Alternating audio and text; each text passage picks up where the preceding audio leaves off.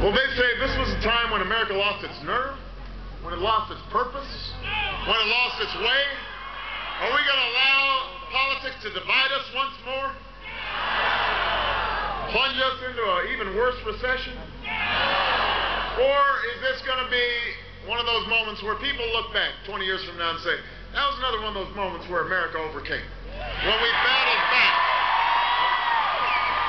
when we toughed it out, when we stood back up, when we recognized that common stake in each other's success. This is one of those moments. I know some of you are probably cynical and fed up with politics. I know a lot of the young people here, you're disappointed and even angry with your leaders, and you have every right to be. But despite all this, I ask of you what's been asked of the American people throughout our history, especially the young people who are here. I ask you to believe in yourselves. Believe in each other. Believe in the future we can build together. See, I don't think we can fail if we're together. Not when we have a crisis to solve and an economy to save. Not when there's so many Americans without jobs and without homes. Families who can't afford to see a doctor or send their child to college or even pay the bills at the end of the month. Not when there's a generation that's counting on us to give them the same opportunities that somebody gave us. You know, you look at this crowd out here. And in this crowd, you think about how each of us got here. Somewhere in our past, there's a parent or a grandparent who said, you know, I may never be able to go to college, but if I work hard, maybe my child or grandchild will go to college.